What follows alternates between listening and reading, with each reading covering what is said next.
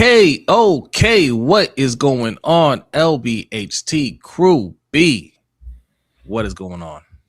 I don't know. I can't believe it's Wednesday again already. Feels like we just did this. Yeah, like a month ago. We are back live. It's been a while, but it is Wednesday. Happy Wednesday. Hope your week is going well. Happy New Year. Okay. And if your week's not going well, hopefully it starts right now. Well, it will start right now. All right. It'll get better right now. We are streaming live on and Twitch. So wherever you're watching us, make sure you hit that like button, follow, subscribe, all that good stuff. If you are listening to this, we put out the audio podcast on Thursdays at lunchtime. So we hope you're enjoying your lunch break. Make sure you leave us a 5-star review. And excuse me. And look, we started a little late today, and that's because, look, Adelia's not feeling well. She's a little under the weather. So, we have to, when she's not here, the show, you get downgraded. Okay. You get downgraded. But she's here in the chat. Salute, Adelia. Appreciate you coming through. Hope you feel better. Yes. And she's giving a shout out to Osman. Osman's in the house. Says, hey, Jose, Brodny, all the chat. Hey, what's going on, Osman? What's up, Osman? Urban's in the house. Says, get me the best for LJ and an actual defensive coordinator who can hold it together, and let's go get it. What's up, Jose and Brodny? What's going on, Urban? Just Aloe's in the house. Says, it's a great day. LBHTShow. Yes, indeed. I think that Mike Florio would sell his own children just to see Lamar fail. We're going to talk about that. He out there spreading misinformation again. I hate how this media now is so widespread. Like the way they can spread misinformation and not be held accountable for it. Or is he spreading facts? No, and you don't believe that. I guess we'll see. Big Red, salute. What's going on? What's up, Rich? Jared Green in the house. What's going on? Salute. Garrison, salute. Goldman says Antonio Pierce. No, thank you. But hey, keep throwing the names out there. I mean, if he's on the staff, not head coach though. Not head coach. But hey, keep throwing the names out there. Whatever you think. Black Daniels, salute. Zeke Hokage says Jose and Brodny was good unks and everyone. What's up, Zeke? What's going on, Zeke? Slim Smith's in the house. What's going on, Slim? Shalonda. I can't read. I can't read. I hate how these. I hate how they put these user tags in here now and not the name like your displayed names. Shalonda, what's going on? Appreciate you coming through. Q Jackson, what's going on? Bazel, what's going on? Bazel said I heard crime dropped in Westport. Be more.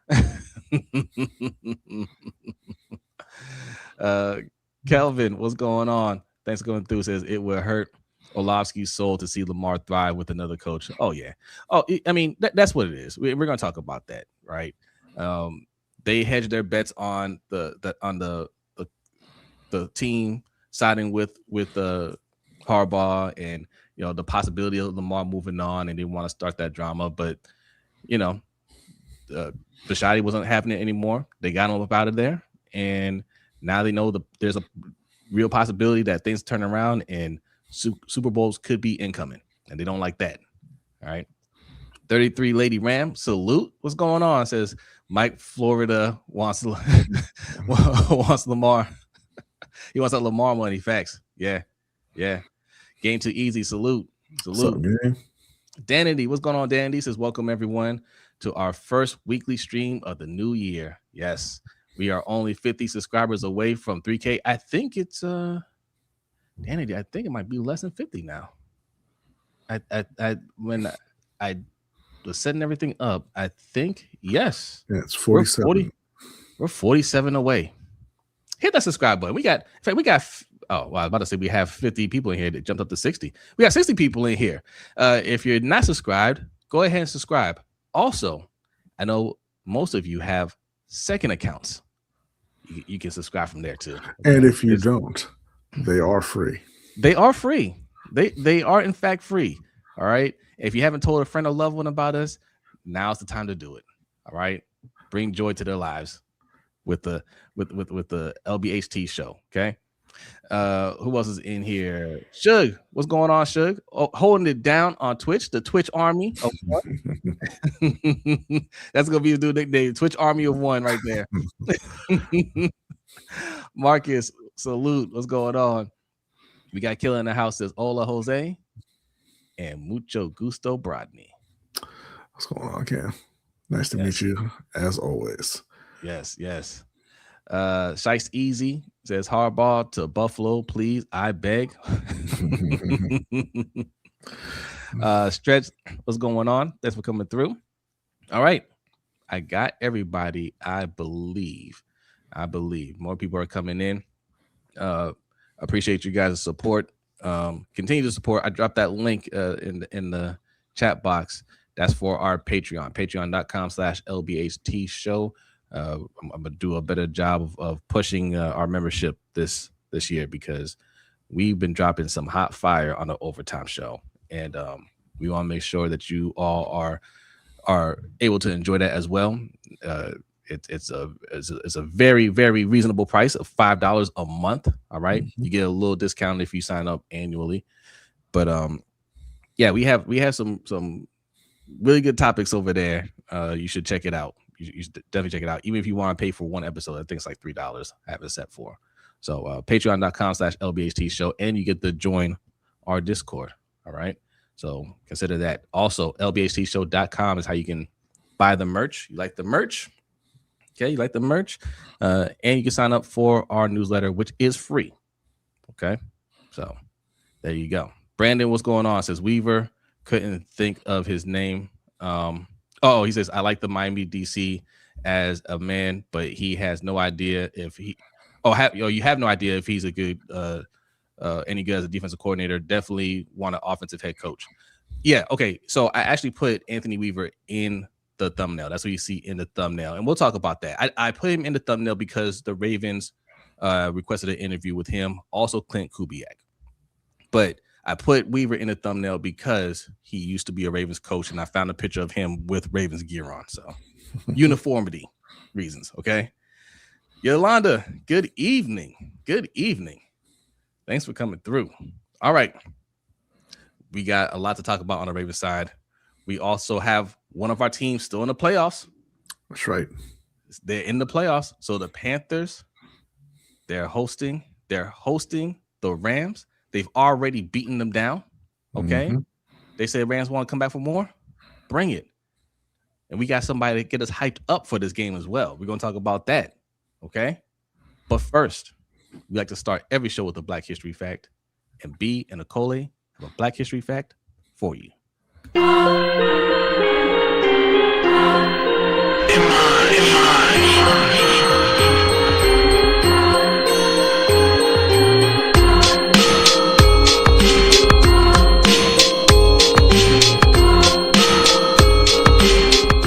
This week on the LBHT Black History Fact, John Henry Thompson, born in 1959, is a Jamaican-American computer scientist whose work helped shape the early world of interactive digital media.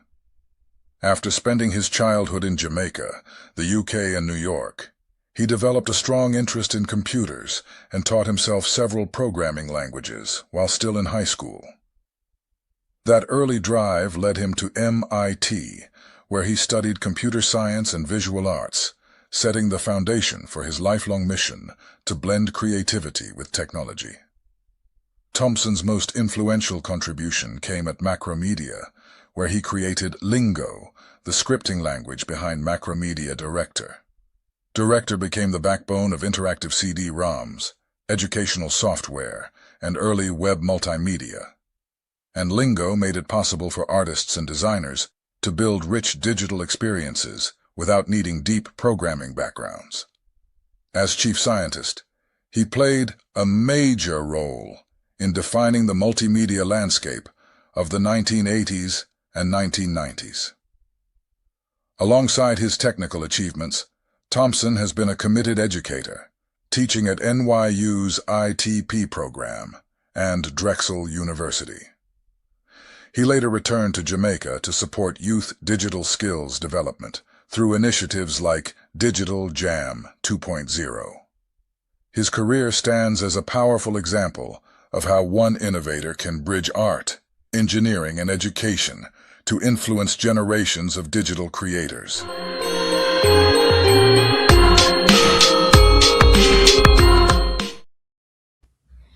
Salute to the Black History Fact. All right, look, let's get this started with some Panthers. All right, let's start with some playoff football. Okay, yes, the Ravens are out. All right, yes, we went out in terrible fashion, but you know, there's obviously a very shiny silver lining to that story. We'll get to that, but let's get into some playoff football. The Panthers, they're a gold lining, honestly. They facts. Yes, the Panthers stumbled in. Okay, they had some just hold on. Let me cook here. They stumbled in. They had some unfortunate endings to their last couple of games, but it doesn't matter how you get in. You're in, and they are in, and they are hosting a game. All right, and yes, they have a losing record, right? But they won a division, and they're playing a team that they already beat. B, how do you feel about this game against the Rams? The Rams are a good team, but they have their games as well where you're just like, I don't know. The Rams are a good team, but Carolina has some players back this time that did not play in that first game. Trayvon Merrick did not play; he was suspended. They lost J.C. Horn. They lost Thornton. They have some more firepower coming into this game. It also looks like it might be a bit rainy, which would, I think, play into Carolina's favor. The Rams can be run on, which thank God, because Carolina's run game has disappeared over the last month and a half or so. So maybe that comes back. They're not great at defending the run, and I know maybe you all don't know, but they have a pregame tradition. As you know, the Panthers motto is "Keep pounding." Right? They have a giant drum that says "Keep pounding" on it. It's got the Panthers logo, and they have somebody out there to bang the drum before every game. And this time, it's going to be one Cameron Newton. It looks like he's going to be back to help host the first playoff home game in 10 years. So I imagine that the fans will be riled up. The team should be riled up. Matt Stafford is, he's having a phenomenal year. He's been great ever since he came to the Rams, but he does have a tendency to make some bad decisions, make some bad throws here and there. He threw a few picks the last time he played Carolina. I believe it was Mike Jackson got one and returned it for a touchdown. So, if they can go out there, and he said himself that this is possibly one of the best secondaries that they've played, which that's very nice, Matt, but we know that's a lie. That's okay, though. But if he goes out there and things get sloppy and things get ugly, Carolina's got a very good shot. And the feeling around the team from all the players, the coaches, the front office, and everything is that this is what Bryce Young is built for. Yeah. Right? He's built for those clutch moments, the big time games, the big time moments where you have to make big time plays. Right? He's been inconsistent just in the regular season throughout his career, but when it comes into that fourth quarter, when they're close and they need to make plays, Bryce almost always makes those plays. So, interested to see how that translates to a full playoff game this Saturday. So there's only been a handful of games that you just flat out lost, right? Yeah. One of them, Bryce didn't even play in. It was Andy Dalton. And Andy Dalton completely tanked y'all. Yeah, against Buffalo, they had a good shot at winning that one, but Dalton made a few very, very bad mistakes in a row, and it just kind of snowballed on him. Yeah. But a lot of your losses just come from self-inflicted things, right? Mm-hmm. And you can't clean them up, and it's that's what it comes down to in the playoffs. In the playoffs, it's who's going to, play the cleanest football, who's going to make the least amount of mistakes. And the Rams are very talented. They could be one of the teams that makes it to the Super Bowl, but they can also lose it, right? That's the parity in today's NFL. So I do like the Panthers' chances in this game. Like you said, they're probably the healthiest they've been beginning of the season. Yeah, they. I forgot to mention they may be getting Robert Hunt back for this game. They're which is huge. Excellent right guard who has been out since I think it was week 2. He tore his bicep against Arizona, so he hasn't played since then. But he's been practicing in full. They're also getting David Moore back, who's a special teams ace and their 4th wide receiver. So maybe if we're lucky, Xavier Legette won't be on the field very much, if at all.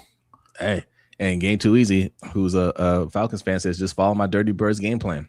There you go. Yeah, the Rams lost to Carolina. The Rams lost to the Falcons. Like they've shown they are beatable. What's up, pay the bills? Says go Panthers. Thank you. Yes. Thank you, no, absolutely. Absolutely. They've shown that they're beatable, and the Panthers have shown that they can beat anybody. Mm-hmm. All right. So, all right, let's get some next gen stats. Here we go. And this is courtesy of Adelia. Thank you, Adelia. Get well soon. And here's the first one.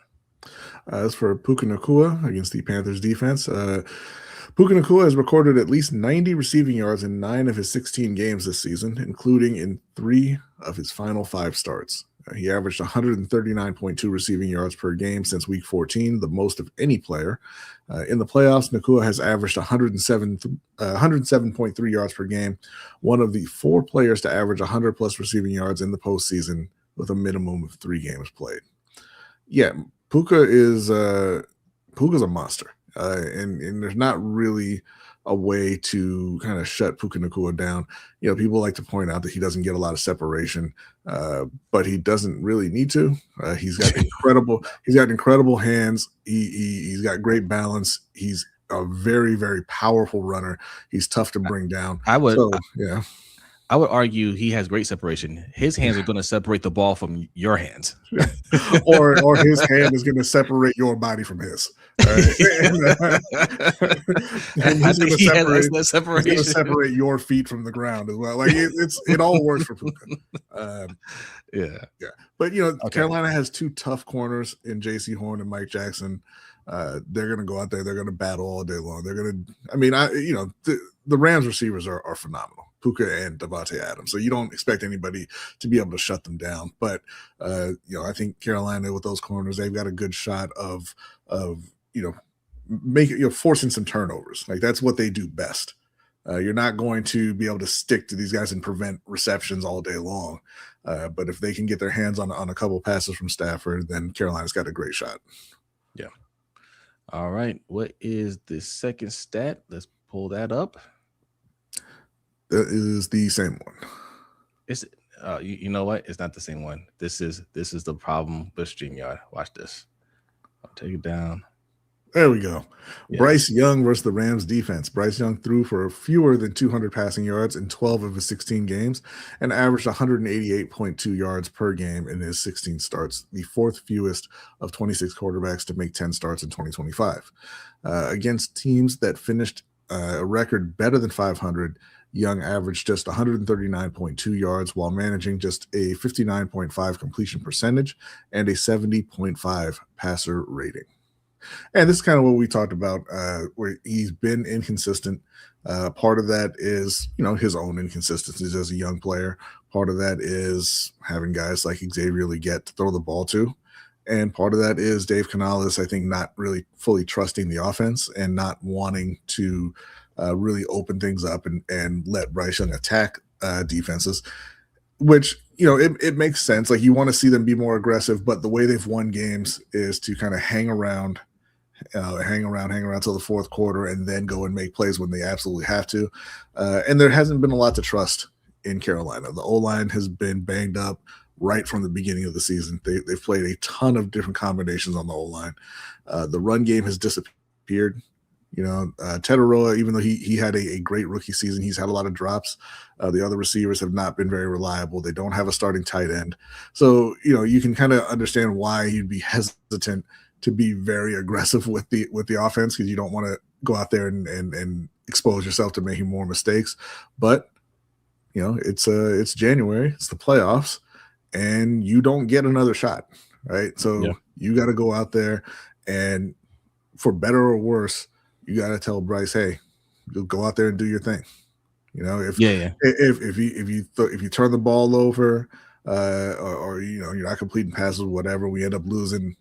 It is what it is, right? But you don't want to go out there and say, hey, you know what? Let's try to win this one 6-3. Right. Speaking of the O-line, like, yes, you've been banged up and it hasn't been the best, but man, like, what you guys have done to try to patch things up and make adjustments is exactly what we were looking for in Baltimore with our O-line, right? Those guys aren't getting it done. Move some things around, do whatever you got to do to protect your quarterback and open up holes for your run game. And all things considered, I think Canales did, and that coaching staff did a pretty good job. Yeah, no, absolutely. Yeah. And having Robert Hunt back would, if he in fact plays, would be a huge help for that O-line. Yeah. All right. And the last stat here. Got Matt Stafford against the Panthers defense. This is my favorite one. Matthew Stafford has thrown for at least 260 passing yards in 7 of his 10 playoff games, including in 5 of his 7 games with the Rams. Since joining the Rams in 2021, Stafford has averaged 314.3 passing yards per game in the playoffs and has thrown for at least 320 passing yards in each road playoff appearance. Now, one thing that Stafford's going to do is he's going to sling the ball all over the yard, right? Mm-hmm. He's got a great arm. He's got great receivers. And Sean McVay is not afraid to let him go out there and just throw it. But like a lot of quarterbacks that have great arm talent, he throws the ball into harm's way quite a bit. He makes some inexplicable throws at times. Even in the Super Bowl they won, he tried his best at points to throw that game away. So for Carolina, it's about being opportunistic. You want to hopefully get pressure on them with Derek Brown and Nick Scorton and DJ Wanham and those guys, and have J.C. Horn and Mike Jackson, and Merrick, and jump some of those routes and get their hands on a couple passes and give the offense extra possessions. Matt Stafford, he's like Baker Mayfield in that respect. He always gives you a chance at some point. So you just have to capitalize on it. Yeah. So score predictions, B. What are you thinking? 6-3. No, I think that I'm gonna take Carolina. I think we see a better version of the offense than we've seen recently. I think the defense is going to play very, very well to start out, and then it's going to depend on how the game's going if they can keep that up. But Carolina is going to be, I think, very, very amped up, hosting their first playoff game. Like I said, having Cam Newton back, because he, there's been some tension between Cam and the organization, but the fans love Cam, right? Yeah. All the players love Cam. So I think they're going to be very amped up. I think they're going to come out hot, and I think Carolina gets the win. I'm going to say 24-21. So, yes, the Panthers have had, you can look at a lot of their games, even the ones that they win, and they have some head scratcher moments. You're just like, geez, man, what do you I thought, I thought we'd get over this at this point, right? Mm-hmm. The latest one was the impromptu flea flicker from Rico Dowdle, right? But the thing about this Panthers team, and you got credit Dave Canales for this, is they don't dwell on that stuff. Yeah, they have no memory. They're Ram, right? They don't remember the good stuff either. they will come out the next drive like nothing happened, and I think you're gonna see some of that in this game where they'll be amped up for the start of the game, and they'll they might make a couple mistakes early or just start a little flat, and the Rams get ahead and they feel good, but then the Panthers they'll play like it's 0-0.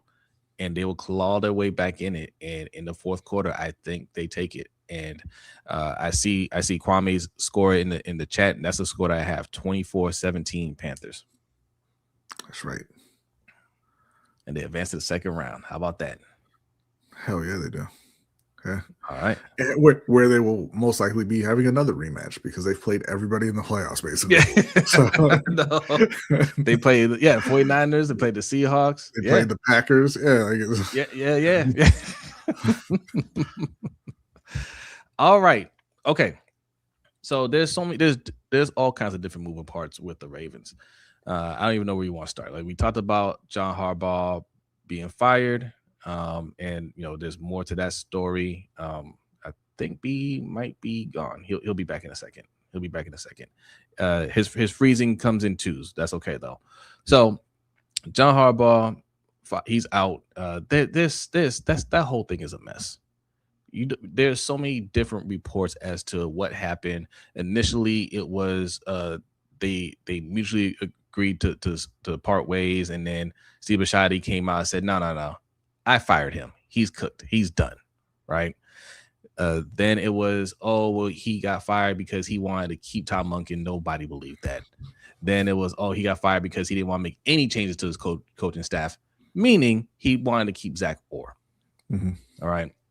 And the thing about this media now, man, like they're really, it's a real mask off moment, I think, right? Like they're really showing you who they are. They're not really journalists. They're not really trying to get to the truth. They're trying to push narratives, right? And what you saw initially was a pro John Harbaugh narrative where it's, hey, John Harbaugh is an excellent coach. John Harbaugh, your Ravens fans should be lucky to have John Harbaugh. That organization should be lucky to have John Harbaugh, and he's not going anywhere. Lamar's the one that needs to grow up, and he's making all these mistakes, blah, blah, blah, blah, blah.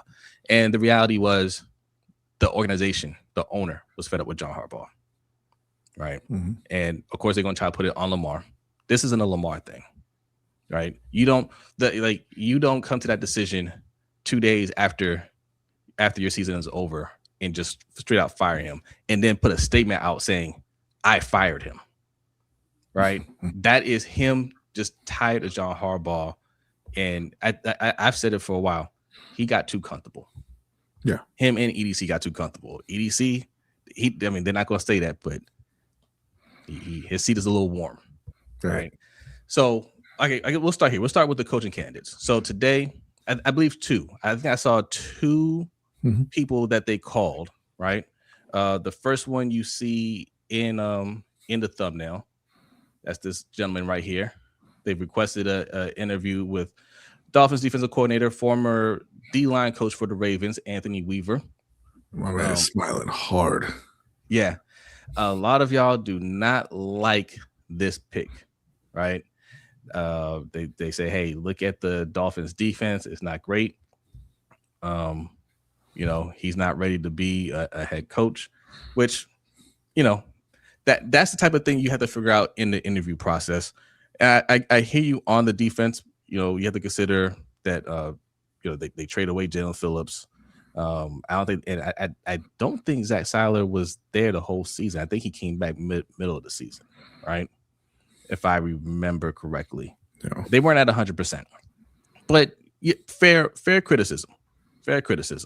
And, I don't know. We don't know. We don't know who's the favorite at this point. They're just requesting interviews. So nobody's even interviewed yet. So I think this is one of the things where this is a guy that was here before. He was being considered for defensive coordinator. And I'll say this. Had he been a defensive coordinator and not Zach Orr, I think we'd have had a little more success. But you'd also probably still have John Harbaugh. So yes, that was a great decision promoting Zach Orr. Oh, I'm not regretting anything. I'm just saying, we got to keep things in perspective when we talk about who's a good coordinator, who's a bad coordinator, and things like that. But that is the first candidate. Let me remove that. Oh, well, okay. That's the first one. The second person that was requested for an interview, and I think you guys like this person, Clint Kubiak. Mm-hmm. Clint Kubiak. But as we read on Twitter the other day, one of the Seahawks beat writers did a kind of a mini bio of Clint Kubiak to help you get to know him, since he's going to be making the rounds in these head coaching interviews. He's never been an offensive coordinator for the same team 2 years in a row, and that's because his head coach keeps getting fired. Yeah. So, do with that what you will, I guess. Although that won't be the case in his current place. No, but he still won't be 2 years in a row because he is going to get a head coaching job. He is definitely getting a head coaching job. So that's just the first two. I think they're going to interview more, right? Yeah. I think they're really going to do the due diligence, and because they are the team that coach, like they're the premier team, right? They're not one of those teams where it's just like, oh, we got to move fast to get this coach, or he'll be gone. Yeah. They'll wait. They'll wait for the Ravens to make a decision. What do you read, B? Kwame saying we can get Kubiak as OC and Flores as head coach. No, you can't. Sad as it is, because he was, I think, responding to Marcus, who's saying Kubiak as head coach and Flores as DC. That's more realistic, but still not realistic because they just won't let him go. No, but yeah, I think that. Kubiak, just so you know, Kubiak, I think, has 5 other requests for interviews. Yeah, or a total of 5 requests for interviews. Right. So, he's going to be a head coach, whether it's here or somewhere else. I still think that it should be Brian Flores, and then Al Harris is the DC, and kind of roll with that. I like the experience as a head coach. I think he did a good job. Is he on that Vikings coaching staff now? He is in. Oh, God, I can't remember now. That's okay. I was just curious. No, it's fine. Yeah, he was with Dallas, and I can't remember where he went, but it keeps getting brought up because his secondaries lead the league in interceptions every year, and the Jets went the entire season without having an interception. But yeah, I think that would be a good combination there. I'm not sure that the league is open to or ready. Oh, they're saying Chicago. Thank you very much. Chicago. Okay. Thank you. I'm not sure the league is open to or ready for Brian Flores to be a head coach, since he is still suing the league and they don't take very kindly to that. If he's kind of off the table as it were, Clint Kubiak would be fine. I'm just not I don't have anything against Clint Kubiak himself. I don't like the nepotism hires. Right. He doesn't have a ton of experience, and it would scare me a little bit. That's all. They're not in a position where you want to, like I said yesterday when we were talking about this, they're not in a position where you want to be learning on the job with their head coach, with the roster where they're at. Yes. But that's not to say that he's not a talented guy or anything like that. I would just prefer the head coach with some experience, somebody who knows what they're getting into. And has shown that they can handle it. Yeah, and if you don't know about the lawsuit that Brian Flores has against the NFL, you have to look in the archives of the LBHT show. We actually did a whole show on that. You just type in, I guess you look lunch break hot take Brian Flores, it should probably pop up. Yeah. That was a good one. That feels like forever now. So. But he's done an excellent job, and his name has been coming up. So I think he'll at least get a phone call. I hope we do our due diligence and give him a call and seriously consider him. Master B, thank you for the super chat. Appreciate that. Says, when can we expect the decision before or after the Super Bowl? I think it's hard to say. I would think it would be well before the Super Bowl. Like I think it's going to move pretty quickly for Baltimore. I mean, they're, like I said, they're going to do their due diligence. They're going to interview a number of people, but I would expect the decision to come fairly quickly, so they can really get into what is going to be a transformative offseason for them. Hopefully, they've got a lot of decisions to make in free agency. They got some guys that they need to get extended for sure. They got a lot of decisions to make on guys who may or may not be here next year, and then obviously they've got to worry about how they're going to attack actual free agency and fix that O-line, add some depth to the D-line, and then what are you going to do with that number 14 pick? Because last time you got a superstar, right? You got Kyle. So yeah, I mean, I think get that on the offense.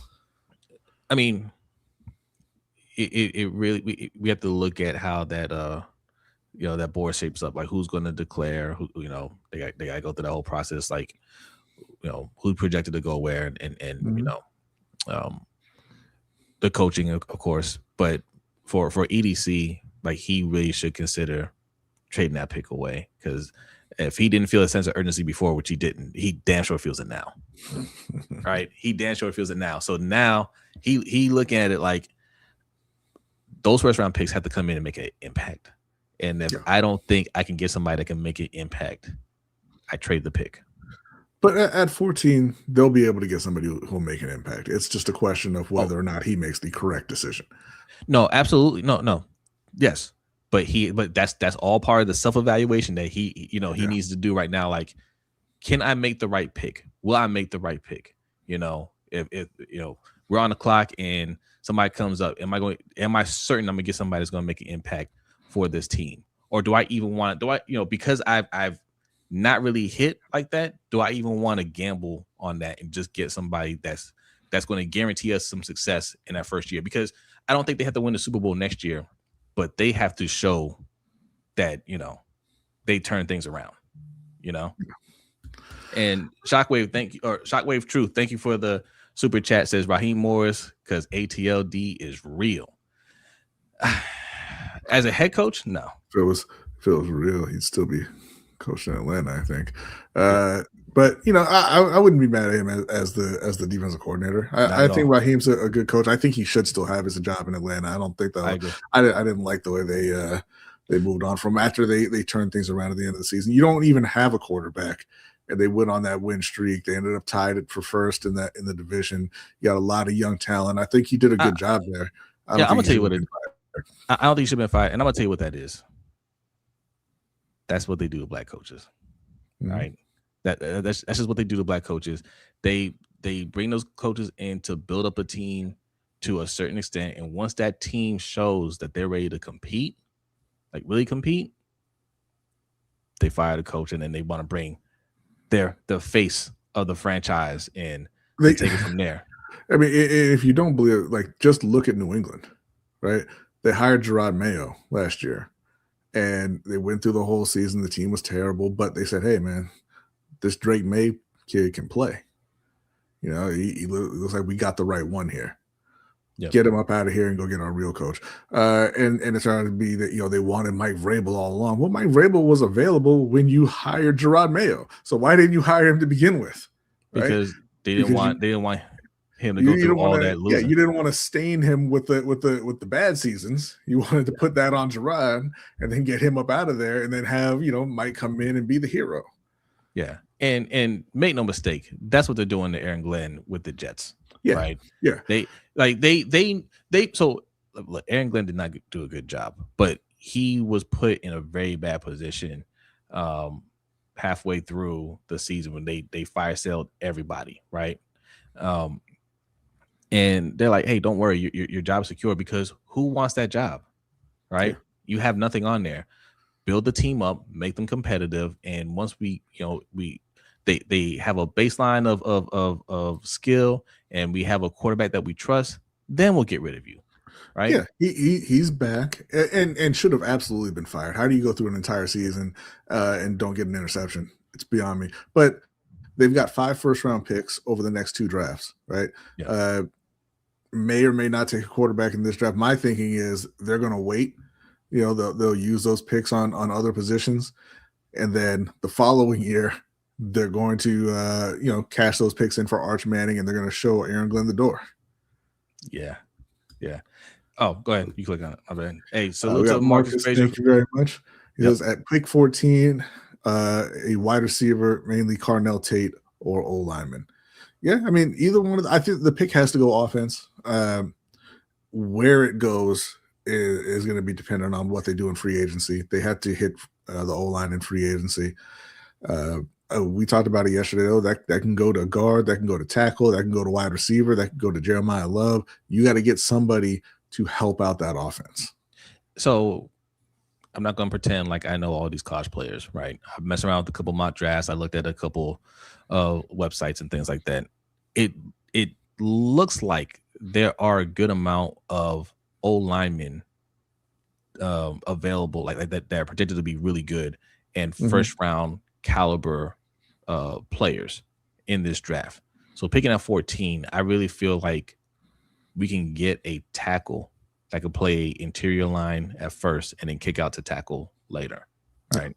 That would be ideal. Like the perfect situation for me be this offseason is we get one of these, this have to be a superstar, just a good solid starting guard, right? We get one, bring in another veteran that's serviceable that can compete with Emory Jones, right? And then we draft a tackle that can also compete with Emory Jones and said player or whatever, right? So we get the competition there at one of the guard spots. We got another starter at the other guard spot, really strengthen that interior O-line. And that tackle, if it doesn't win the starting job, he can be the swing, he could be a swing tackle. He can rotate with Ronnie, or he can rotate with Emory Jones. Like, he can be active and he can work his way into being the starter, so we can move on from Ronnie when we need to move on from him. Yeah. Right. Kwame saying there's plenty of receivers in this draft. No need for a first rounder. No, look, there's plenty of everything in the draft. You can always, every year you can take that position, right? Say, hey, man, there's plenty of these guys. We can get one later. Doesn't matter what the strength of the class is. You're drafting one specific player, and you all need somebody who can come in and contribute immediately. And you have a GM who has shown repeatedly that he cannot draft wide receivers. Yeah. So the higher you take a wide receiver, the better for Eric DaCosta. Yeah, Kwame, you're right. But given the history of, like being said, our GM, you can't risk waiting until later to get that wide receiver, right? We really have to hit on this first round pick. This first round pick has to make an impact if we keep that first round pick, right? Because after that, with EDC, it's a crapshoot. Now, I feel like he's inspired to do much better in this draft and really pay attention, so these players have more of an impact in the later rounds. But we can't. If there's somebody that's available there, you take them. Don't wait. Right. You can always look at examples of, Puka Nacua went in the 4th round. This player went in this round, whatever. Yeah, then they went to other teams. They didn't go to our team. Where's our 4th round pick that blew up? Right. Yeah. Easy says, didn't EDC get the first wide receiver with Hollywood? He did, and he was about the 5th best wide receiver in that class. Yeah, he did a bad job. I mean, that's just a bad job. And I do see you all saying O-line over everything, O-line first, and obviously we don't disagree with that, but you have to wait and see what they do in free agency. My preference for the O-line is to get guys that can play, veterans who can step in immediately and solidify that line. Because even if you do use that 14th pick on a guard or a tackle, you don't know that they're going to be ready to go day one. A couple of years ago, the Panthers went and got Robert Hunt and Damian Lewis in free agency, and they immediately turn their O-line around. If we do something similar to that, we don't have to draft anybody. We don't have to draft the O-line in the first round. We don't have to. I still would like to draft a tackle, but that's not it. It's not urgent anymore. Yeah. Right. But to be fair, also, what's up, Coach? Hey, shout out to Coach too. I saw. I just want to give a shout out to Coach. He did an interview with Cordell Woodland. He's a beat reporter. Is that a beat reporter for the Ravens. But you hear him a lot of times when they do the pressers, asking questions to the players. Awesome interview. Go check it out. That's right. Go ahead, B. I was saying, to be fair, I would say the same thing at wide receiver, honestly. Like, you want somebody that can play.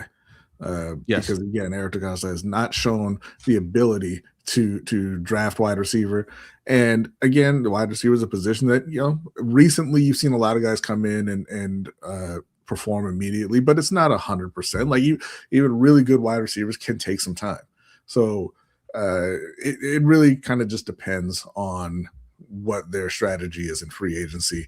The old Ravens, the ones with Ozzie Newsome, the good GM, They used to sign all of their needs essentially in free agency to set them up to kind of take the top player on their board. They don't really do that anymore.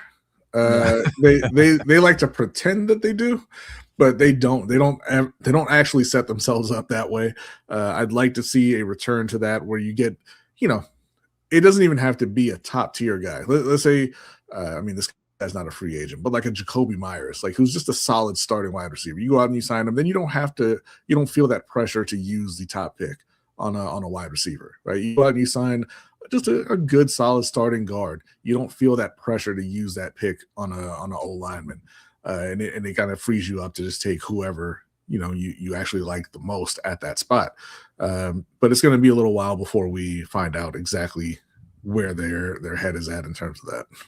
Now, I said before, I want us to be aggressive this offseason in trying to sign people and trying to trade for people, right? If the thought is we want to draft a wide receiver, we're looking at wide receivers. There's some guys that we think can help us. Okay, what if we use this pick and just trade it for somebody, right? Ask around. I mentioned Justin Jefferson. I see Harun Rashid in the chat saying AJ Brown will be available. Make an offer to the Eagles. I don't think he's going to be available, if I'm being honest. I do. I just want to address this real quick. Kwame saying, "Can we pay AJ?" You can pay anyone you want. Yes.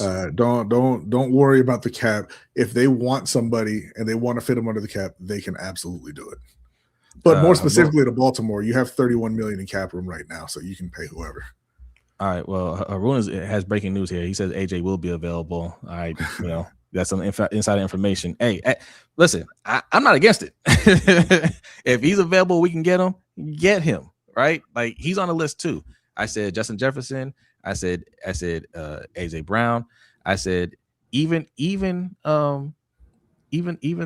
Cincinnati. Right?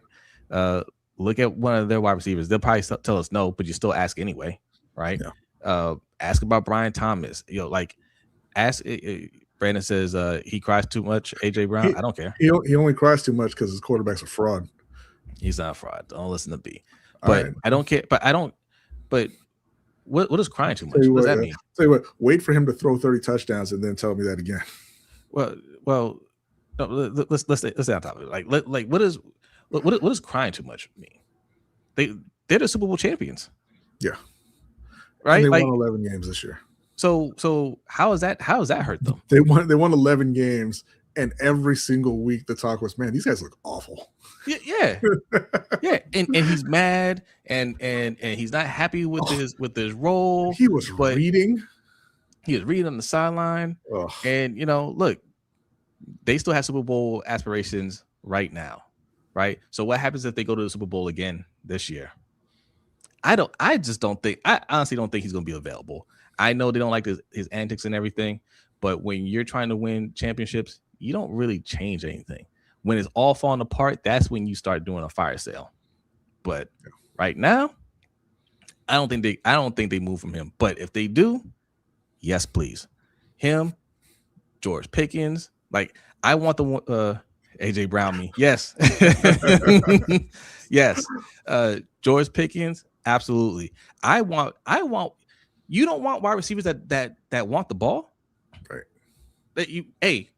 We have wide receivers that don't care about getting the ball now. You happy with that? His name's Rashad Bateman. They're talking about cutting him. Yeah. I mean, I don't care. I don't care. I want somebody that always thinks he's open. He says, "Get me the ball," because those guys also make plays, right?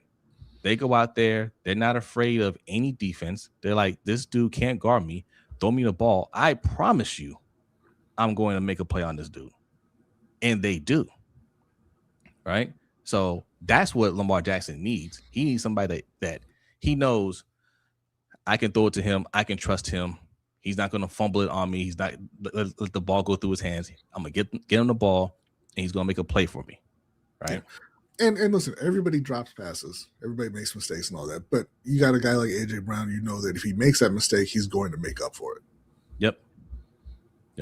And we got another super chat. Okay. From Shockwave Truth, thank you very much. He said Harrison in AZ. I mean, that'd be a great love that option too. as well.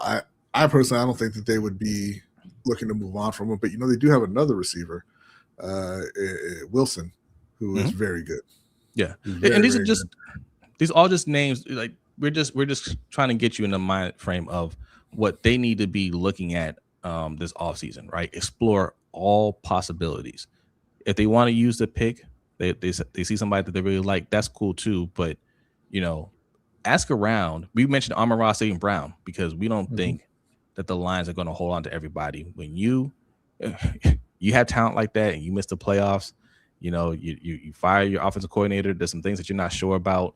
They may not be looking to keep everybody necessarily. So you ask, right? And if one of these guys are available, well, there you go. Here's your 14 pick, and we'll take somebody that's we know for sure can play. So yeah. Now let's talk about Lamar Jackson leaving Baltimore. Yeah, I would say that said, it doesn't really matter because Lamar Jackson is going to be a Miami Dolphin here in a couple of weeks, according to Mike Florio, who says that Lamar may still ask out of Baltimore. Yeah. And what's up, Don DiMolo? Hey, I appreciate you coming through. I see you. Said don't wait till the third round for free agency. Yeah. Oh yeah. Don't wait till the third round of free agency. Facts. Yeah. But yes. You're talking about the fraud Mike Florio. Yeah. So listen, I don't believe that Mike Florio knows anything. I believe that I believe he just he's throwing something out there to get some attention. And I think whatever. All right, everybody does it at this point. Like, okay, but you know what? He should still ask out of Baltimore. All right, they have treated him so poorly for 8 years. For 8 years, they've treated him like dirt, and he should ask out. And he should go be his best self and win rings in warm weather with sunny beaches. All right. And what destination would you want him to go to? I'm saying I think obviously he would want to play for Miami, right? Oh, okay. So I think he should ask to be moved. Now, I mean, I don't think Miami right now is probably the best place to go. If I'm him, I'm saying, hey, send me to San Francisco, send me to the Rams. I think Matt Stafford's probably on his way out. And even if it's not this year, they'll move him for Lamar Jackson. Yeah, there are a handful of teams where you can say, hey, send me over there, and best of luck to y'all. But obviously I'm a fan. I want him to stay in Baltimore. But taking out the fact that I'm a fan, no, I don't think he should request it yet.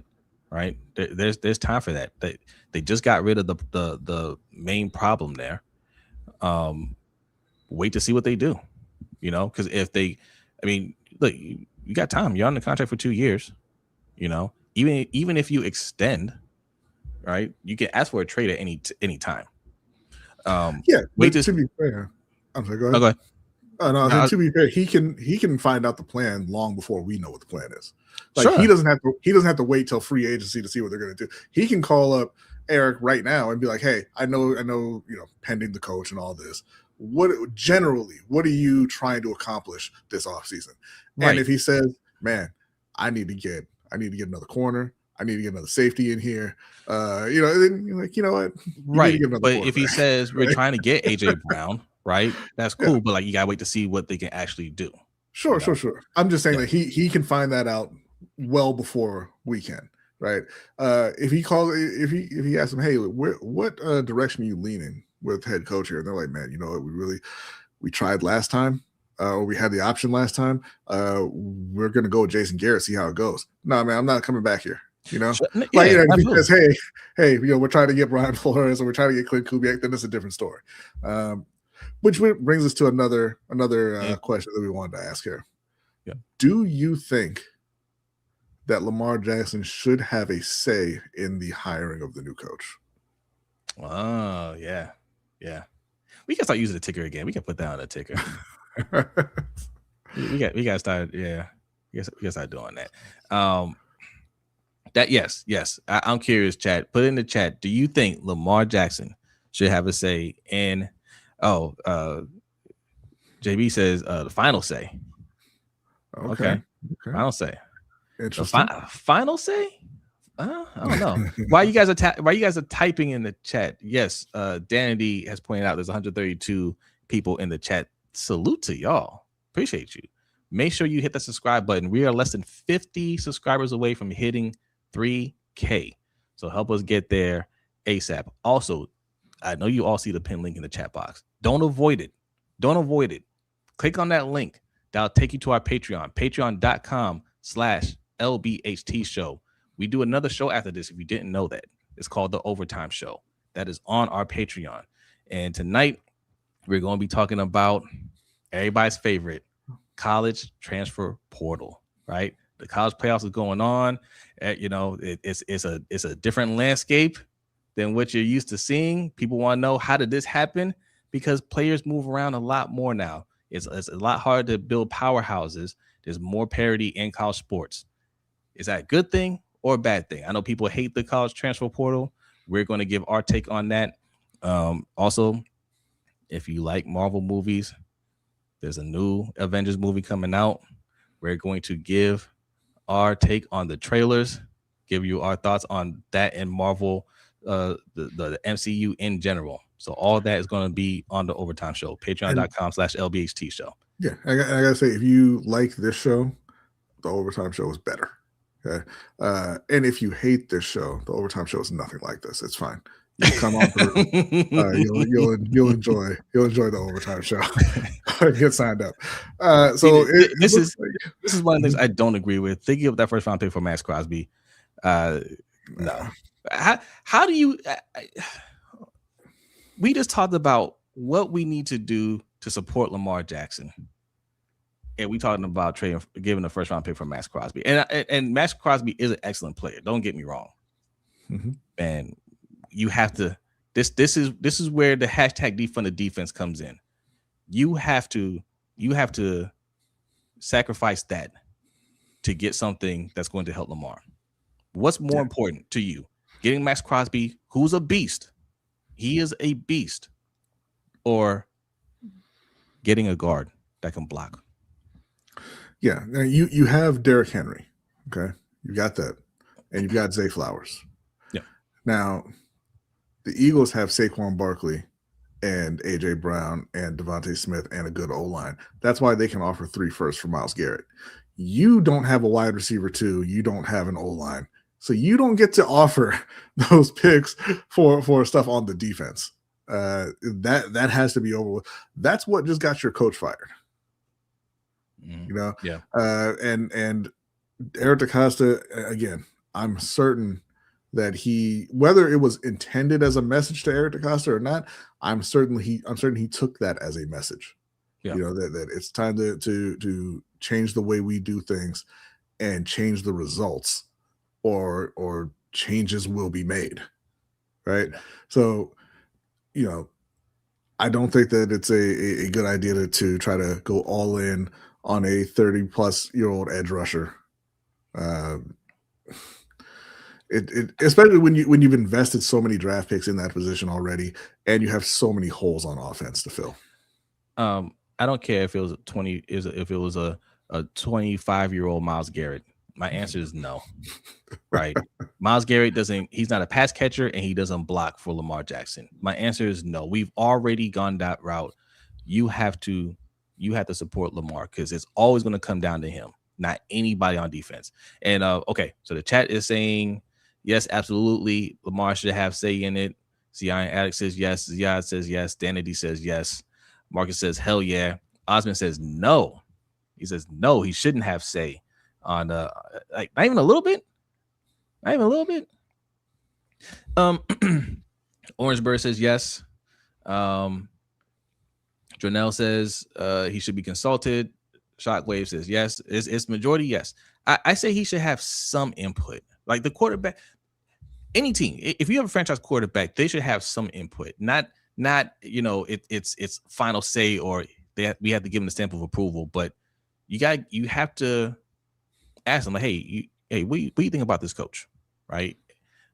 You worked with them on any level? You heard anything about them? Because if it's a Geno Smith situation where it's like, hey, we're looking to bring in Rex Ryan, no, that's a problem out the gate, right? Yeah. Or somebody that's played or somebody that may not know this coach, but he's played, he knows, he's friends with this player and he's hearing things about this player. Get input, right? Lamar might say, hey, I never played for Clint Kubiak, but this is what I'm hearing about him, good or bad, right?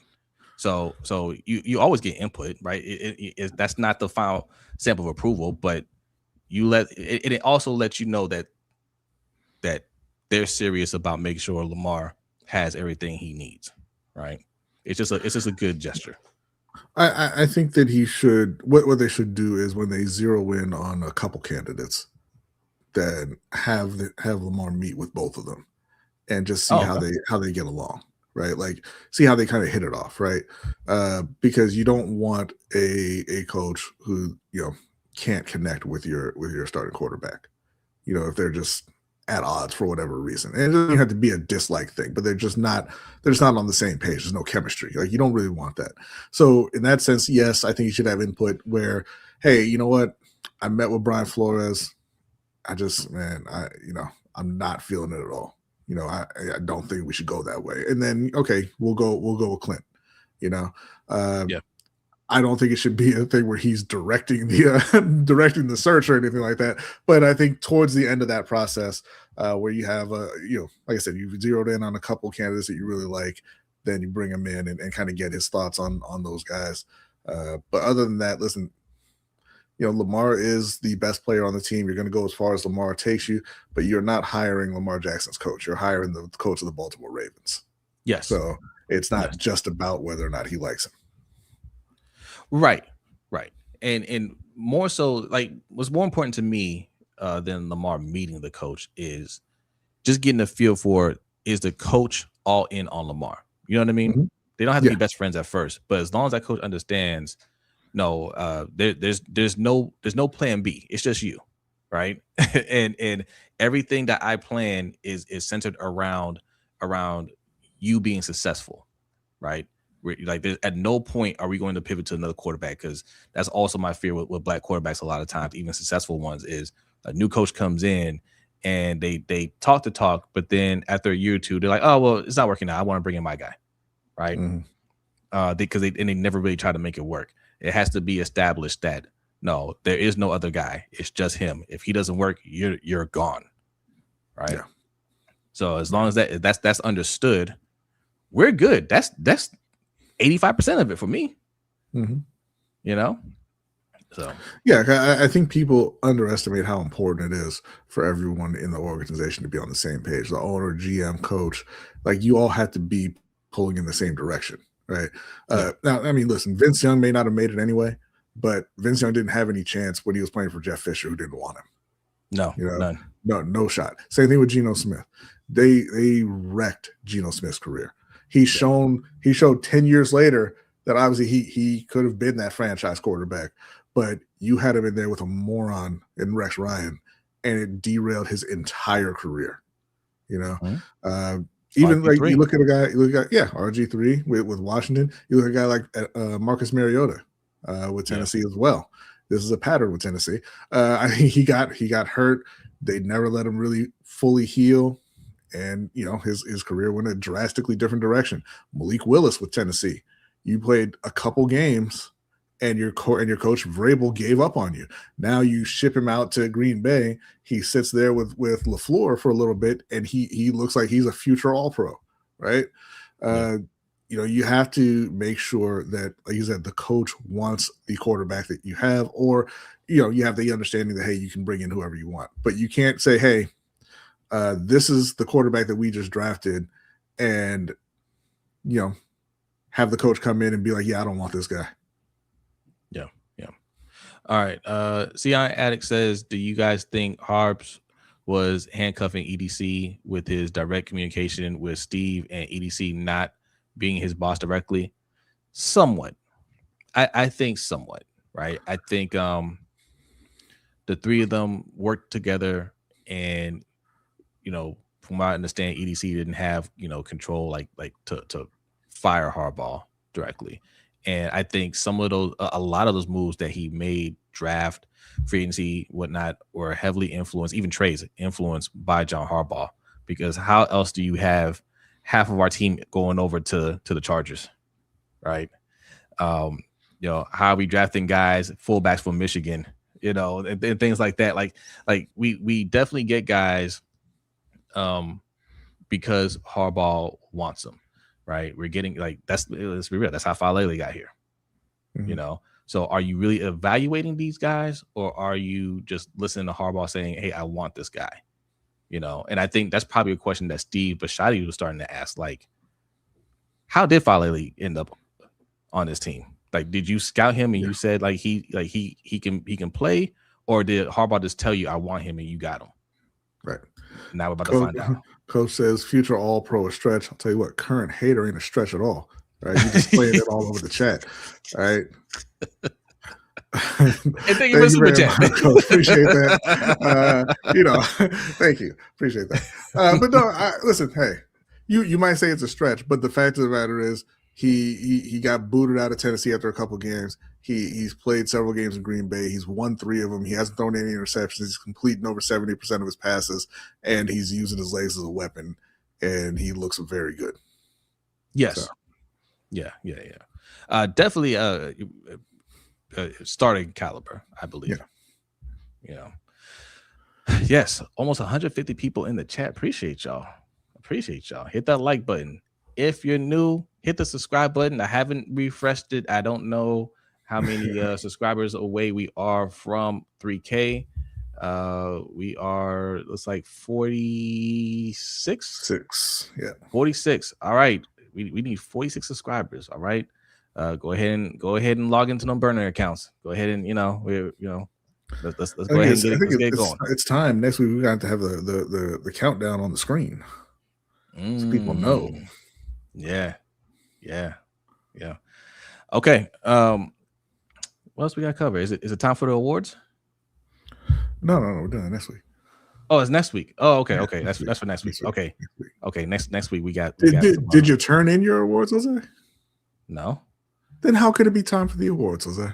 You put it in the chat. No, we're gonna have a slide deck and everything with the picks. Oh, okay, gotcha. Oh, I don't know. You I saw it in there. What do you mean? No, well, I mean, I made picks. I just didn't. I don't have I didn't know if we were just gonna go on a slide deck or we were gonna go old school. No, you gotta send them to it. Okay. All right. It's pretty funny. It's funny over here. All right. Do we have any questions from subscribers? Let me check real quick. Wild B is checking. I'm gonna plug it one more time. Patreon.com/LBHTShow. Also, LBHTShow.com. If you like the merch that we're wearing, I know you do. You like what B's wearing, the beanie. We have all kinds of stuff over there. Go check it out. Also, the newsletter, which is, it's not consistent yet, but we're getting there. That's free. Just go and put your email in there, and obviously it's the least spammy email you will get, because I don't put out the newsletter nearly enough, but I will be more consistent, I promise. And it's a quick read. You'll enjoy it. All right. Let me read some comments here. What you got, B? Oh, no, I was saying no questions from subscribers. And I was just checking if we had any other topics here. All right, put some questions in the chat, and we'll read a couple before we get out of here and head over to the overtime show. I saw another question here from Ayo Fon. There you go. It says, will Lamar restructure his contract before or after the new coach and philosophy introduction? It should be after. Yeah, it should be after. Because I think that, again, I think the coach hiring is going to be pretty quick. Like, it's not going to be dragging out, towards end of February or anything. Like, they're going to have their new coach, I would say, within 2 weeks. Yeah, I think so. Because because they want to start moving to build their structure, right? Get him in here, meet with Lamar, and start coming up with a game plan for how they want to build this team, right? Who's staying, who's going, what they want to add, all that stuff. They want to get a head start on that now, right? Because they got a lot of work to do. Next year doesn't have to be too many. It doesn't have to be too many growing pains next year if they do things the right way. Mm-hmm. But yes, they have to move pretty quickly, I think, getting that coach in here. Coach asking score prediction for tomorrow, talking about the Miami Hurricanes facing Ole Miss. It's a tough one because, I mean, listen, I like Ole Miss. Trinidad is balling out right now. They've got some good receivers over there. Miami has a deadly front seven, a deadly defense, honestly. And then there's always the X factor of Carson Beck. And it's whether or not he's going to show up and be Carson Beck or whether he's going to show up and be the bane of your existence. I'm going to say Miami wins, and I'm going to say that they win another fairly low-scoring game, 27-24. Oh, you think it's going to be that close? I think Miami wins by 10. I think it's going to be 27-17 Miami. Listen, I know I say stay away from edge rushers. I know I say, hey, don't do that right now. Don't get it mixed up. I like defense. I love defense. I'm just saying our current situation is stay away from defense early in the draft, right? Early, I mean first round, right? Don't go and don't trade for an edge rusher. But I can't wait to watch Ruben Bain tomorrow.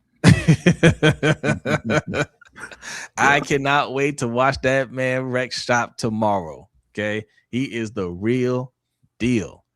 Y'all hear about Jared Allen talking about how he is the season sack record holder with Miles at 23. I don't remember this. No, he's not. No. I know he used to be the champ at Down in Them Beers though, so maybe I want to say serious question. Was he sober? I know he has been for a while, but he's also not been playing for a while, so who knows? Yeah. No, did not hear about that. So I guess he's saying that he probably got a sack that wasn't counted or something like that. He had 22 in 2011, so maybe he say he got robbed out of one. I don't know. Okay, I hear you. That's Yeah, that's you know fair. what, man? Them's the breaks. What do you think of Ravens fans being fear-mongered by firing Harbaugh? I don't care at all. I don't care what other fan bases think of us. Like, you want Harbaugh, go get him. Let him be your problem. I remember this, though. And Ferris is here in the chat that can vouch for it. I remember once upon a time when Wink Martindale went to the Giants, and my Giants friends were all pumped about it, and Giants fans were pumped about it because he can't. He's a Ravens coach, and Ravens have that reputation, and they had a good defense. Yeah, and we said here are the issues you're going to have with Wink Martindale, and you're not going to be happy after a while. And everything that we said was going to be a problem was a problem. Okay, so when you see a fan base excited, all of them excited for a coach to leave that's had so much success, there's a reason for that. And in fact, y'all know Quincy Carrier. He's a Browns fan. He does Browns content. Does excellent work over there. I know it's the Browns, but he knows football. He actually put out a video earlier today, breaking down exactly what we're talking about. The Harbaugh situation and how people are excited to get Harbaugh, and why you need to temper your expectations when wanting to get Harbaugh. Don't expect Harbaugh to come to your team and be a savior for your team, right? Yeah. You check it out. Go check it out. Quincy Carrier. Also, this morning, B. I forget the person that was here. Shout out to you, because he what we got for that? I saw Kwame and Jared talking about a question, so I scrolled back up and I see the question. Jay says, will Bryce Young make the Super Bowl before Lamar Jackson? And Jay, I don't know why you're like this, but I also know that you know the answer to this question, and the answer is yes. No. I'm sorry. Is Lamar making it this year? Bryce no, he's not. Bryce is making it this year. Bryce ain't making it this year. Bryce is making it this year. You banked enough losses to where you can win 2 in a row. I did the math. Not 3 or 4. Okay. You didn't account for playoff Bryce. That's a very, very different from playoff Paul George. This one actually activates. All right. The clutch time is all he knows. Okay. when it's clutch time, you know what he does? He throws for 430 yards on the Falcons in clutch time. Okay. Well, Ziad Now, doesn't agree with you. when it's He not, wants to know how you clutch time, then it's He wants to know how you feel about joining Jose in Cancun after a wild card weekend. I don't think the people who miss the playoffs get to go to Cancun, Ziad. You just at home in Baltimore. Well, they can go wherever they want to. I have to go but going to Cancun is a thing for playoff teams after they lose. That's not a thing for losers.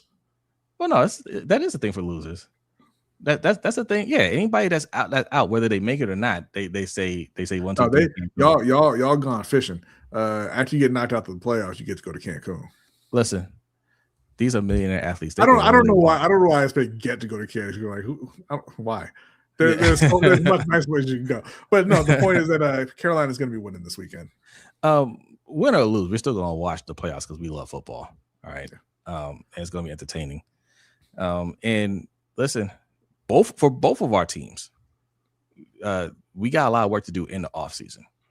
Mm-hmm. Right, Carolina has done a good job, I think, the last 2 years stacking talent, but there's still more work to do. So whether they go all the way, which that's a slim chance, but there is a chance, or not. When the offseason starts, they have to hit the ground running as well. Yeah. Let's see. Jamar Chase said he is going to Cancun literally. Hey, I hear it's nice over there. Good for him. Adam Schefter is basically John Harbaugh's mouthpiece. Yeah, so that's what I was mentioning earlier. Not just John Harbaugh.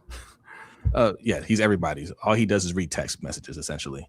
But that's what I was going to say earlier. Like, you hear all these reports from different media members, right? Schefter, Diana Rossini, even Josina Anderson, who I like, Ian Rappaport, but they're putting out information that's just wrong, right? And it's just, they're getting a text message or they're getting something from, whoever's camp, and then they're going out there and just blurting it out there.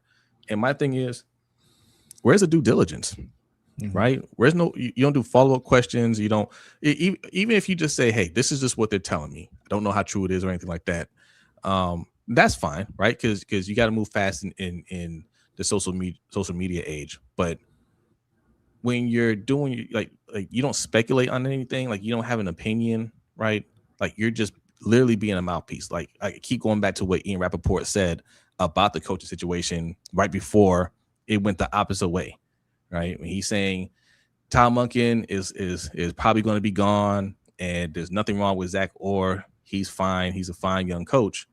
Like that's him expressing an opinion, but in reality, he's just saying what he was told to say. Right, mm-hmm. Like that's not actually his opinion. He doesn't know anything about Zach Orr. Right, yeah. If he did follow Zach Orr, he would have said, "Hey, Zach Orr, he had 2 rough years, but Harbaugh still believes in him." And he thinks he could turn the corner, right? He should have said something like that. But when he says there's nothing wrong with him, he's fine. Okay, so we all know what happened there, right? And that's the type of thing I just can't get with, like the Mike Florio thing earlier. We just like, oh well, he could still leave. Lamar could still leave even after John Harbaugh gets fired. Based on what? Like what are you basing that off of? You don't know Lamar Jackson at all. You are not anywhere in any of his circles. Nobody's going to talk to you in his circle.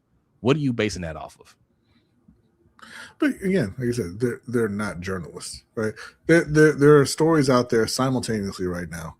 Josina Anderson is saying that Todd Monken could stay potentially as the offensive coordinator in Baltimore, right? So she's saying that. And then the other story was John Harbaugh got fired because he refused to fire Todd Monken. Yeah. Yeah, and then another story is he got fired because he didn't want to make any changes. Right. How does that make sense? You're going to fire the dude because he won't fire a guy that you're considering keeping? What? Right. Okay. So, but people are just rushing to put out any info they can. And I'm not saying that to say that Josina is wrong or anything like that, but because Josina does have sources, we know people do talk to Josina Anderson. I'm just saying that like there a lot of the people who are in that industry just I heard something, I'm putting it out. Period. And this right here come too. Follow me, and then if it turns out to be wrong, doesn't matter. Yeah. Yeah, they'll just keep talking. And like just Al says Florio contradicted himself. He said the Ravens are stuck with Lamar because no other team wants him.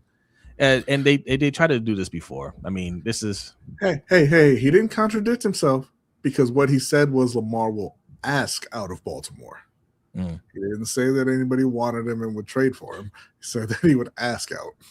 Florio will not let this go, this Lamar hate go. He will not let it go. That's why I really don't respect him.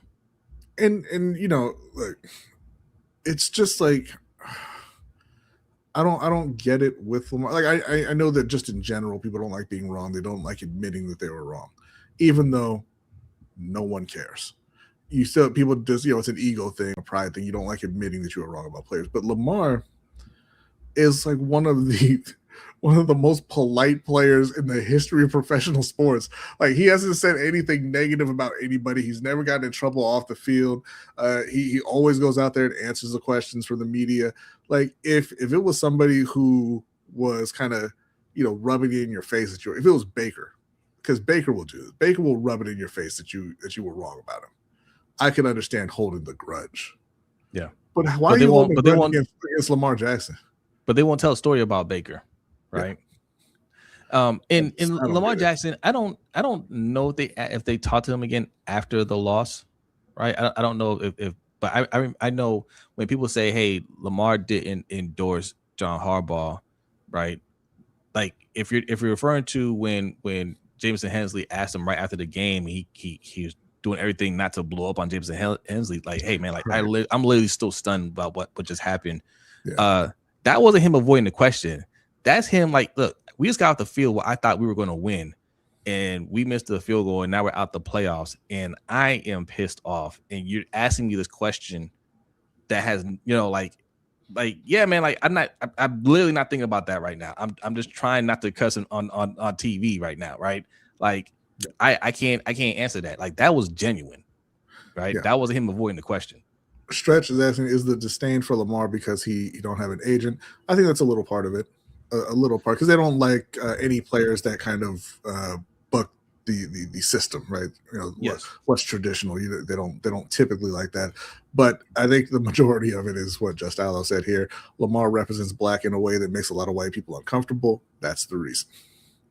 Yes. So. And black, independent, and like I said, doesn't play the game the way they want them to play the game. Mm-hmm. Right, like that's really what it is. They make up stories, and this is just a way to try to get Lamar to react to it and say something or whatever. They just throw things out there, because one, they know it'll get clicks, but two, like they're trying to get something going there. Zia says, as bad as Schefter and Rapshi is, this is the game. They should have waited till Bashadi or EDC held a presser for facts. But the fastest makes money, not the factual. Well, listen, you can be factual. You don't have to be the fastest, right? You could be like Pablo Torre and do actual investigative journalism, and have a following and make money. You can do that.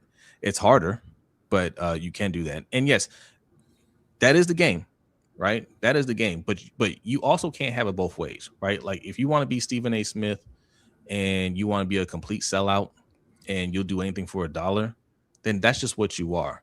When people call you that, when people call you names, when people tell you about yourself, you can't turn around and get upset, right? And get all indignant because they're telling the truth about you, right? Because that is the truth.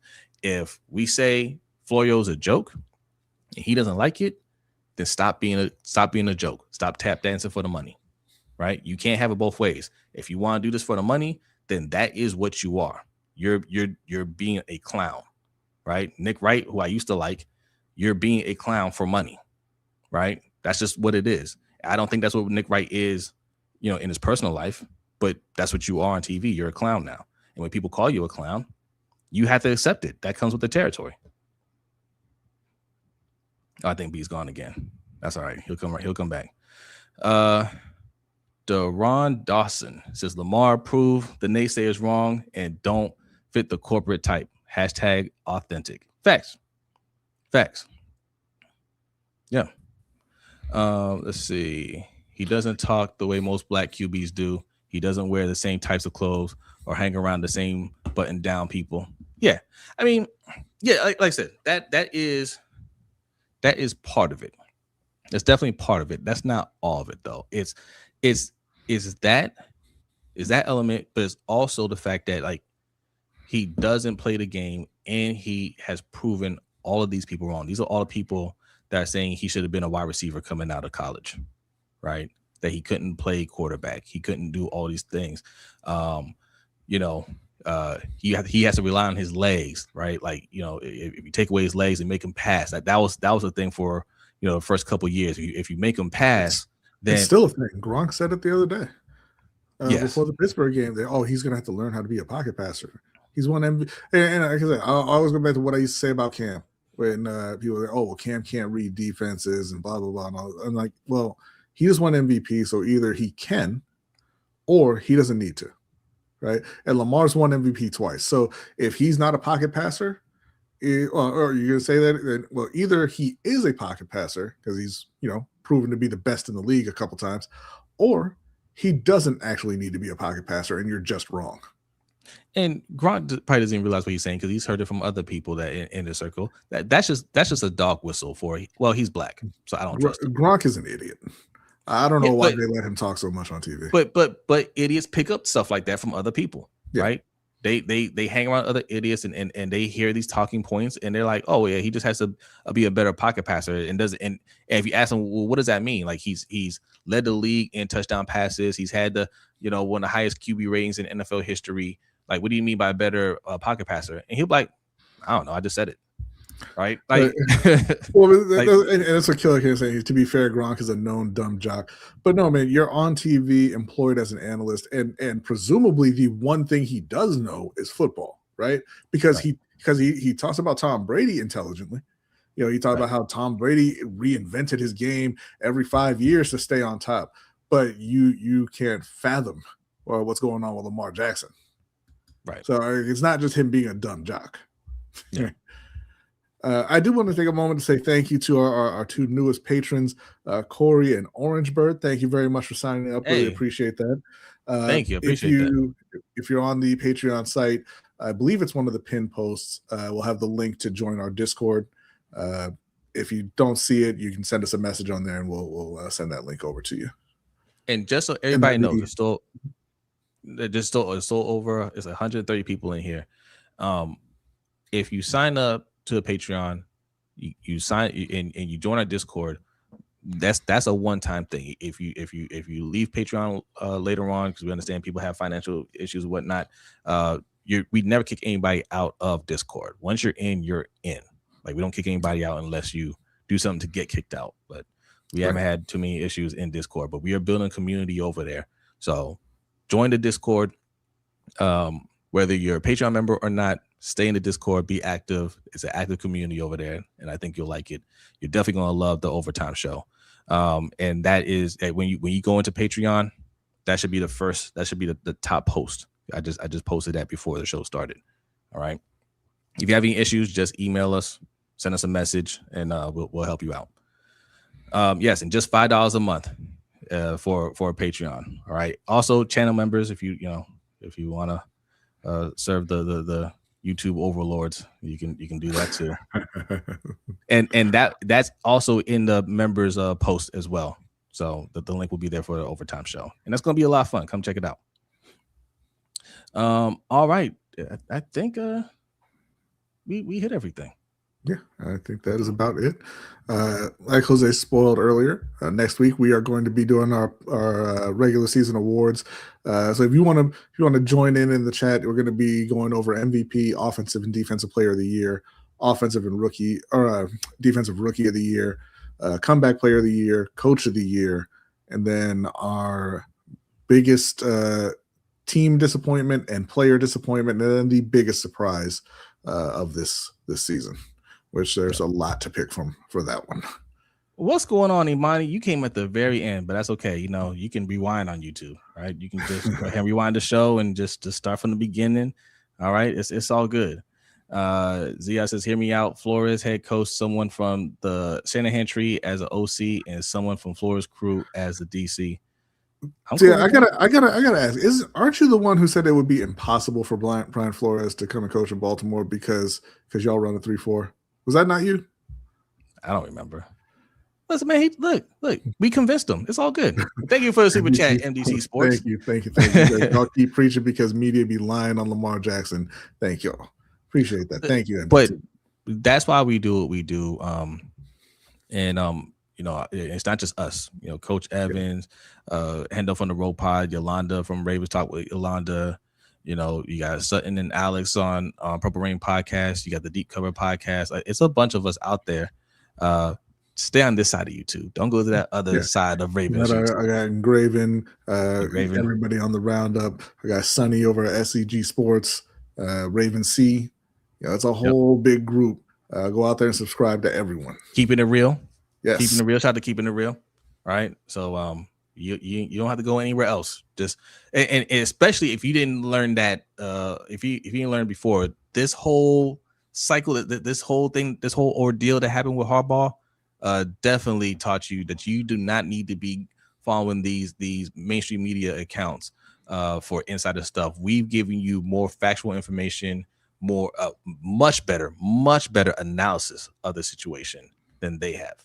All right. So when they go on the shows and they're like, yeah, this is what we think happened, you don't need to listen to that. You listen to us. All right. You guys like Kadri, Sam, Nook, and Kevin? Who? Kadri, listen, man, it's whatever.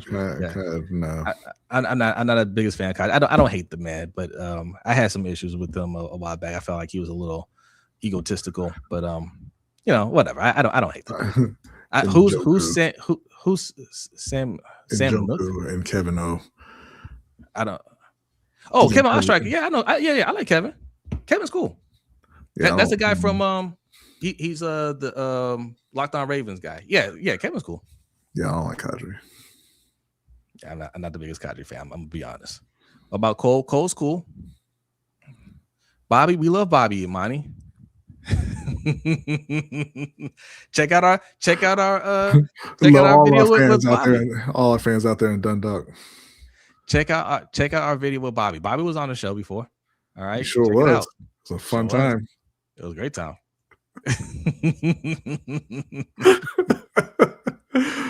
And if you haven't seen it and you don't know, we have some merch inspired by that ordeal. Head over to LBHTShow.com and check it out. Watch the video and then go to LBHTShow.com and figure out which one it is.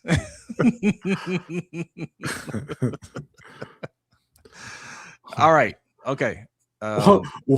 Klein says after y'all went off on him. That is false, sir. Okay. That's not true. That is very false. Yeah. That is not how this whole thing started. First of all, he was on Court of Public Opinion, and we were talking about something that he was. We didn't go off on him. His audience went off on him. What about Coach Evans? Yeah, he's in the chat, bro. Jose does the show with him on Tuesdays. Yeah, we love Coach. We literally just said subscribe to Coach. Coach Evans is Sip to Tally Films. That's one and the same. And more Sip to Tally. Yes. Oh, and Nitro. We didn't mention Nitro. Shout out to Nitro. Y'all act like y'all don't know me. What you talking about, Quan? Oh Lord. There he is. He's here. What's up, Coach? Hey, Coach. We should be talking about you. Listen, y'all don't like Bobby. We love Bobby. Yeah. Hey, he's. Oh no, he went through. Oh, breaking Trae news. Young just got traded. Thank you very much, Zion. Go ahead and put in the details of that. Oh, never mind. I got the breaking news here. It just came up. Thank you, though. Appreciate it. Thank you. Love the breaking news from the chat. CJ McCollum and Corey Kispert. The Wizards might be fun again. Nah. They might they're not going to be good fun. But listen, they were fun with Jordan Poole and Kyle Kuzma. They just weren't winning fun. No. They're not going to be winning funny. I want Gilbert Arenas fun. I love the Wizards then. Gilbert Arenas fun. That was a great time. Very dangerous brand of fun. Right? Yes, but very entertaining. That was a great time. Yeah. That was a great time for the Wizards, man. Oh man, I like that for the Wizards. Good for them. what do you mean that's it? Trae Young, what do you think Trae Young's worth at this point? I don't know. Like, I don't know, maybe they threw in a draft pick or something that's not included there, but I mean, it's a ghetto fun.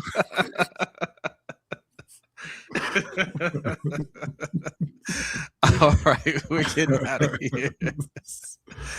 All right, B, are you ready? Yes, sir. Thank you so much. This was a lot of fun. Happy New Year. We are back. This is going to be a strong 2026. So make sure you're locked in, like Lamar would say. Subscribe, turn on your notification bells. All right. And we will see you on the Overtime Show. Patreon members, channel members, get ready. It's going to start right now. Everybody else, have a great night. What are you laughing at? I'll tell you later. All right. Have a great night. We'll see you next time. Peace.